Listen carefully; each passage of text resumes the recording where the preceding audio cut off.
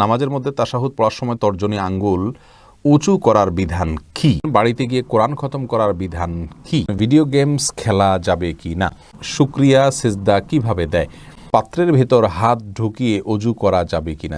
জিকির করার সময় মনে খারাপ যৌন চিন্তা আসে, এখন কি করণীয়? জিকির কি বাতিল হবে? কোনো কারণে কবর পরিবর্তন করার বিধান কি? মেয়েরা কি চুল বেঁধে নামাজ পড়বে নাকি চুল খুলে পড়বে? নামাজের মধ্যে এক রাকাতে ভুলে 3 বার সিজদা দিলে কি নামাজ দ্বিতীয়বার পড়তে হবে?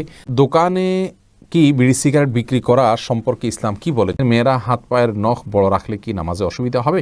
চুল কাটার ইসলামিক বিধান কি? পিরিয়ড চলাকালীন সময় মুখস্থ কোরআন তেলাওয়াত করা যাবে কিনা? আজানের মতো করে একামত দেয়, এটা কি ঠিক? বিলম্ব না করে চলুন আমরা চলে যাই আমাদের প্রশ্নোত্তরে সরাসরি। মামুন বিল্লাহ জানতে চেয়েছেন চুল কাটার ইসলামিক বিধান কি? চুল কাটবেন এবং লম্বাও করতে পারেন, দুইটাই অপশন রয়েছে, বরং চুল লম্বা রাখা সুন্নাত রাসূল আকরাম সাল্লাল্লাহু আলাইহি ওয়াসাল্লামের। সেটা কাঁধ পর্যন্ত হতে পারে এবং তার মাঝামাঝি হতে পারে, জুম্মালি মাফরা 3 ভাবে রাখা যেতে পারে। আর কাটলে পুরো মাথাকে সমান করে কাটবেন, এক জায়গায় বড় একবার ছোট করে বা কিছু অংশ ছাঁচ চেষে কোনো অংশ বড় করে রাখা, এটাকে কাজা বলা হয়েছে হাদিসের ভাষায়, যেটি গুনাহ। এরপরে তানজিন মিষ্টি জানতে চেয়েছেন মেয়েরা হাত পায়ের নখ বড় রাখলে কি নামাজে অসুবিধা হবে? নামাজ হয়ে যাবে যদি আপনি নখের ভেতরে চিপায় পানি পৌঁছাতে পারেন, তাহলে সেক্ষেত্রে নামাজ হয়ে যাবে, নামাজের কোনো সমস্যা নেই। তবে যদি ব্যাপারটি এরকম হয় যে নিচে পানি পৌঁছাচ্ছে না, অতিরিক্ত হওয়ার কারণে, বড় হওয়ার কারণে ময়লা জমে যাচ্ছে, তাহলে সেটা একে তো অনুচিত, দ্বিতীয়ত হলো যদি পানি না পৌঁছে তাহলে সেক্ষেত্রে নামাজই হবে না। যেমন নখ যদি বের হয়ে থাকে তাহলে তলার অংশতে পানি পৌঁছাইতে হবে, কারণ বাইর হয়ে আসে, ওইটা আপনার দৃশ্যমান অংশ হয়ে গেল, অতএব ওখানে পানি পৌঁছাইতে হবে, বিধায় সেখানে আপনাকে পানি পৌঁছাটা নিশ্চিত করতে হবে। যদি করেন তাহলে সেক্ষেত্রে নামাজ হয়ে যাবে, কিন্তু এরকম করাটা অনুচিত। আল্লাহ কানিস ফাতেমা জানতেছেন পিরিয়ড চলাকালীন সময় মুখস্থ কোরআন তেলাওয়াত করা যাবে কিনা? বিষয়ে একটু আগেই বলেছি, শুনে নেবেন। মুখস্থ কোরআন তেলাওয়াত করার বিষয়টি ইখতিলাফি, ওলামা ইকরামের জমহুর বা বেশিরভাগ আলেমরা এটাকে নিষেধ করেছেন, যদিও অনেক ওলামা ইকরাম এটা অনুমোদন দিয়েছেন, বিশেষ করে সৌদি আরবের স্কলারগণ বিন বাজ ইবনে উসাইমিন রাহিমাহুল্লাহ সহ অনেকে অনুমোদন দিয়েছেন। তারা বলেন যে আসলে পরিষ্কারভাবে কোরআন তেলাওয়াত করতে মাসিক অবস্থায় কোনো হাদিসে নিষেধ করা হয়নি। হ্যাঁ, আর যারা নিষেধ এর কথা বলেন তারা বলেন যে গোসল ফরজ হওয়া ব্যক্তি জুনুবি, তার জন্য কোরআন তেলাওয়াত নিষেধের বিষয়টি পরিষ্কার বলা আছে, আর হায়েজ অবস্থা গোসল ফরজ হয়, অতএব এখানেও সেই বিধান চলে আসবে। তো নিরাপদ হলো তেলাওয়াত না করে আপনি তেলাওয়াত শুনলেন। আর রাসেল আলম জানতে চেয়েছেন আমাদের দেশে আজানের মতো করে একামত দেয়, এটা কি ঠিক?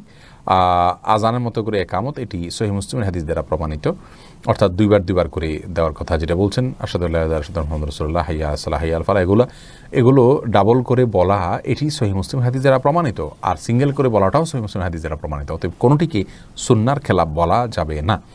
মুকসেদ আলী জানতে চেয়েছেন মেয়েরা কি চুল বেঁধে নামাজ পড়বে নাকি চুল খুলে পড়বে? এক্ষেত্রে ইসলাম শরিয়ার বিশেষ কোনো নির্দেশনা নেই যে মেয়েরা চুল বেঁধে পড়তে হবে বা খুলে পড়তে হবে, স্বাধীনতা রয়েছে, আপনি চাইলে বেঁধে পড়তে পারেন, চাইলে খুলে পড়তে পারেন। হ্যাঁ, যে বিষয়টা আপনার খেয়াল করতে হবে তা হলো আপনার চুল যেন প্রদর্শিত না হয়, সে যেন ঢাকা থাকে কাপড় চোপড় কোনো কিছু দিয়ে, বাস এটা আপনাকে লক্ষ্য রাখতে হবে। আপনার কাপড়ের ভেতরে চুলটা কি বাঁধা না খোলা, এটাতে কিছু আসা যায় না। হ্যাঁ, খুলে রাখলেও যদি আপনার নামাজে ডিস্টার্ব হয়, রুকু সিজদা গেলে সেটা আপনার ঝামেলার কারণ হয়, তাহলে সেক্ষেত্রে অবশ্যই বেঁধে রাখা উত্তম, কিন্তু বাঁধা খোলার জন্য আলাদা কোনো নির্দেশনা ইসলামে নাই, ঢেকে রাখাটা হলো মৌলিক নির্দেশনা। এরপরে নাসরিন আখি আপনি জানতে চেয়েছেন নামাজের মধ্যে এক রাকাতে ভুলে 3 বার সিজদা দিলে কি নামাজ দ্বিতীয়বার পড়তে হবে?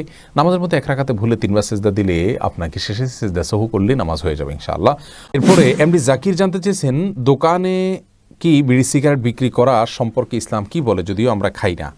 আমরা বলেছি এই বিষয়ে একটা ভিডিও ক্লিপে, দোকানে বিড়ি সিগারেট রেখে বিক্রি করলে সেই উপার্জিত অর্থ আমাদের জন্য হালাল হবে না। যদি কেউ দোকানে বিড়ি সিগারেট না রেখে দোকানদারি করতে পারেন সেটা হবে সবচেয়ে ভালো, আর যদি এটা না রেখে তিনি তা কোনো উপায় না থাকে তাহলে সেক্ষেত্রে এইটার উপার্জনের টাকাটাকে তিনি আলাদা করে রাখবেন, সেটা তিনি ভক্ষণ করবেন না এবং সেটা তিনি দান করে দিবেন সওয়াব নিয়ত করা ছাড়া। এটা হলো তার নিষ্কৃতির উপায়। আর সাধারণ অবস্থাতে বিড়ি সিগারেট বিক্রি করা জায়েজ নেই, কারণ এটা অন্যায় কাজে সহযোগিতা করার শামিল।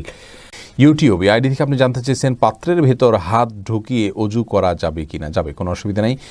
তবে এক্ষেত্রে হাতে কোষ করে পানি নিয়ে আগে হাতটাকে 3 বার পানি নিয়ে হাতটা ভালো করে ধুয়ে নিয়ে তারপরে আপনি অজু করবেন, এটা হলো সুন্নাহ। এরপরে আদনান ইসলাম আপনি জানতে চেয়েছেন ভিডিও গেমস খেলা যাবে কি না? ভিডিও গেমস খেলা যাবে না। ভিডিও গেমস সময় অপচয় করে, সময় নষ্ট করে, এবং এখানে এটা কোনো সুস্থ বিনোদনের কোনো জায়গা নয়। এবং এগুলো একজন মানুষের মধ্যে আসক্তি তৈরি করে, নামাজ সহ অন্যান্য ইবাদতকে নষ্ট করে দেয় এবং সর্বোপরি সেগুলোতে মারামারি কাটাকাটি সহ বাজে জিনিসের উপস্থিতি থাকে বেশিরভাগ।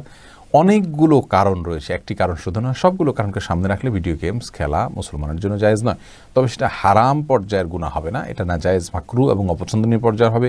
হ্যাঁ, হারাম কিছু যদি থাকে তাহলে সেক্ষেত্রে হারাম হবে। যেমন পাবজি গেমস সহ অনেক গেমসের কথা আমরা জানি, যে গেমসগুলোতে আপনার এমন এমন বিষয়গুলো রয়েছে যেগুলো একজন মুসলিমের জন্য হারাম, এবং শিরকে প্রমোট করা, সমর্থন করা, বিশ্বাস করার মতো বিষয়গুলো এর সাথে জড়িয়ে যায়, যার কারণে সেরকম যদি কিছু হয় তাহলে সেগুলো খেলা অবশ্যই হারাম হবে।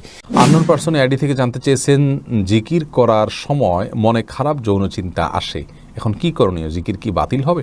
জিকির বাতিল হবে তা নয়, তবে মনে বাজে চিন্তা আসাটা এটা তো নিজের নিয়ন্ত্রণে না। এজন্য বাজে পরিবেশ থেকে যথাসম্ভব নিজেকে সরিয়ে আনা উচিত। আর যখনই মনে হবে তখনই সাথে সাথে নিজেকে নিজে ভৎসনা করে, ইস্তেগফার করে, তওবা করে তিনি আবার আল্লাহর দিকে মনোনিবেশ করবেন। ইনশাআল্লাহ বিদিনিল্লাহ এই স্ট্রাগল করতে করতে একটা সময় তার জন্য এগুলো থেকে বেরিয়ে আসা সহজ হবে। তিনি তার চেষ্টাকে অব্যাহতভাবে চালাবেন, নিরাশ হবেন না। এবং এটা আসতেই পারে, শয়তান এগুলো মানুষের মনোবিদ্রোহ সৃষ্টি করে, কারণ সে তো লেগেই আছে আমাদের ইবাদত নষ্ট করার জন্য। অতএব আমরা হাল ছেড়ে দিলে তো সে জিতে গেল। আমরা এর কারণে জিকির নষ্ট হয়ে গেছে এমনটি মনে করবার কোনো কারণ নেই। আমি চেষ্টা করব নিজের নফসের বিরুদ্ধে যুদ্ধ করে সঠিকটা করে যাওয়ার। তানজিলা তাবাসসুম জানতে চেয়েছেন, শুকরিয়া সিজদা কিভাবে দেয়? আল্লাহু আকবার বলে সরাসরি সিজদায় চলে যাবেন, যে আল্লাহর তাসবিহ পাঠ করবেন, পড়ে উঠে যাবেন, বাস এটাই হলো শুকরিয়া সিজদা। শুকরিয়া সিজদা উজু লাগবে কিনা? বিন বাজ রাহিমাহুল্লাহ সহ সৌদি আরবের স্কলারগণ বলেছেন উজু লাগবে না, অন্যান্য উলামা ইকরাম বলেছেন উজু লাগবে।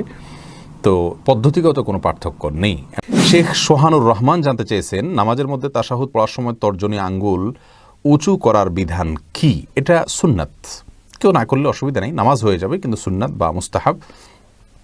অর্থাৎ আমরা যখন তাশাহুদ পাঠ করব তখন আমরা তাশাহুদের মধ্যে মূলত সাক্ষ্য দিচ্ছি আল্লাহর একত্ববাদের, রাসূল আকরাম সাল্লাল্লাহু আলাইহি ওয়াসাল্লামের রিসালাতের, তখন আমরা আঙ্গুল উঁচু করে মুখের সাক্ষ্যটাকে আমার আঙ্গুলের সাথে আমার আচরণের মাধ্যমে আমি মিলাচ্ছি। অর্থাৎ আমি মুখে বলছি আল্লাহ ছাড়া কোনো সত্যিকারের মাবুদ নাই, সাক্ষ্য দিচ্ছি, মুহাম্মদ সাল্লাল্লাহু আলাইহি ওয়াসাল্লাম আল্লাহর রাসূল সাক্ষ্য দিচ্ছি, আবার তার সাথে আমি আঙ্গুল উঁচু করে আমি সাক্ষ্যর সাথে ওইটাকে আমি মেলাচ্ছি। তো এটা জায়েজ, এটা মুস্তাহাব, করা উচিত। যদি কেউ না করেন নামাজ হয়ে যাবে। এমনি আকিব জানতে চেয়েছেন, বাড়িতে গিয়ে কোরআন খতম করার বিধান কি? ভাই আকিব, বাড়িতে গিয়ে কোরআন খতম করাতে কোনো সমস্যা নেই, কিন্তু আপনি যেটা বোঝাতে চেয়েছেন সেটা হলো যে মাদ্রাসার হুজুররা, ছাত্ররা, হিফজখানার স্টুডেন্টরা তারা অনেক সময় দলবদ্ধভাবে বিভিন্ন ঘর বাড়িতে গিয়ে গিয়ে কোরআন খতম করে আসে। এটি কোনো জায়েজ কাজ নয়। কোরআনে কারীম কারোর বাড়িতে যায় পড়লে এর কোনো বিশেষ কোনো ফজিলতের বিষয় না। যে কোনো জায়গায় আপনি কোরআন তেলাওয়াত করতে পারেন, কিন্তু আমাদের দেশে মনে করা হয় যে আমি তেলাওয়াত করতে পারছি না, তাহলে 10 জন হুজুর ঠিক করলাম, ওনারা এসে কী করলেন, আমার বাড়িতে কোরআন তেলাওয়াত করে গেলেন। তো আপনার বাড়িতে ওনারা এসে কোরআন তেলাওয়াত করলে আপনার কী লাভ হলো? যিনি তেলাওয়াত করছেন সব তিনি পাবেন। আল্লাহ বলেছেন, লাইসাল ইনসান ইল্লা মা সা, মানুষ নিজে যে কাজটা করেন ভালো কাজ, তিনি সেটার বিনিময় পাবেন। অতএব যিনি কোরআন তেলাওয়াত করেছেন তিনি তার বিনিময় পাবেন। আপনি তো আর কোরআন তেলাওয়াত করেননি, তাহলে আপনি তার তেলাওয়াতের বিনিময় কীভাবে পাবেন? আর এই ধরনের বিনিময় এটা ট্রান্সফার করার কোনো স্কোপ নাই, যে আমি তেলাওয়াত করলাম সবটা আপনাকে দিয়ে দিলাম, এরকম কোনো সুযোগ ধারণা ইসলামের কোথাও দেওয়া হয়নি। এফএইচ জাকির কাজী জানতে চেয়েছেন, কোনো কারণে কবর পরিবর্তন করার বিধান কি? কবর পরিবর্তন করা যেতে পারে বিশেষ কোনো কারণে। আপনার কবরের উপরে হয়তো কোনো গৃহ বা মসজিদ সম্প্রসারণ করতে হচ্ছে, তাহলে সেক্ষেত্রে কবরে যিনি শায়িত আছেন তার ধ্বংসাবশেষকে কোনো একটা ব্যাগে বা কিছুতে নিয়ে অন্য সাধারণ কবরস্থানে একটা কবরে দাফন করে দেওয়া, এটা বিধিবদ্ধ, এটা নাজায়েজ বা গুনাহের কোনো কাজ নয়। তবে সেটা একান্ত প্রয়োজন হলে তখন যে কোনো হেনতন অজুহাতে এরকম করা যাবে না, এটা কবরের বাসীর প্রতি অসম্মান প্রদর্শন হবে সেক্ষেত্রে।